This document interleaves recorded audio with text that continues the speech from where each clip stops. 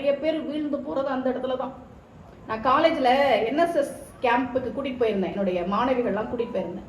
நாங்கள் வந்து பெட்ஷீட் விற்க போவோம். அதாவது என்னன்னா, அந்த வியாபாரிகள் கிட்ட இருந்து ஒரு 500 ரூபாய்க்கு பெட்ஷீட் வாங்கி ஊர்ல போய் 600 ரூபாய்க்கு வித்தா ஒரு 100 ரூபாய் லாபம் கிடைக்கும்ல, அதை நாங்க என்எஸ்எஸ் கேம்புக்கு எடுத்துக்குவோம். அப்படியே அன்னைக்கு எங்களுக்கு கொடுக்கப்பட்ட பொறுப்பு பெட்ஷீட் விற்கிற பொறுப்பு.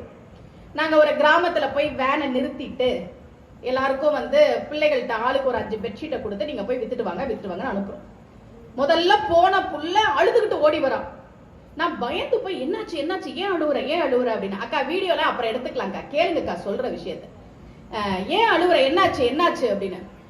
அந்த வீட்டுல ஒரு பாட்டி என்ன திட்டாங்கன்னு. திட்டாங்களா? ஏன் திட்டினாங்க?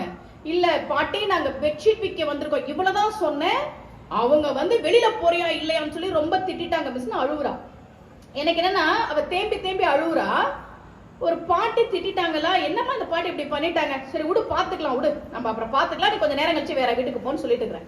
இன்னொரு புள்ள போனவன், மிஸ் நான் 5 பெட்ஷீட் வித்துட்டேன்னா. 5 பெட்ஷீட் வித்துட்டியா? எங்க வித்த? இந்த வீட்டுல, ஃபர்ஸ்ட் இருக்க வீட்டுல.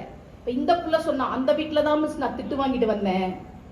நீ திட்டு வாங்கிட்டு வந்திருக்கிற, இந்த புள்ள 5 பெட்ஷீட்டையும் அதே வீட்டுல வித்துட்டு வந்திருக்கா. இது என்ன அதிசயம்? கூப்பிட்டீங்க வா, என்ன நடந்துச்சுன்னு சொல்லுங்க. இவ சொன்னா, நான் போனேனா பாட்டி, நாங்க பெட்ஷீட் விற்க வந்திருக்கோம்னு சொன்னேன், அந்த பாட்டி திட்டினாங்க, வந்துட்டேன்.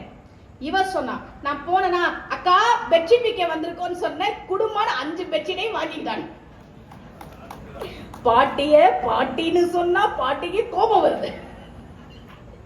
அக்கான்னு சொன்ன உடனே குடு அப்படின்னு சொல்லி 5 பெட்ஷீட்டையும் வாங்கிக்கிட்டாங்க.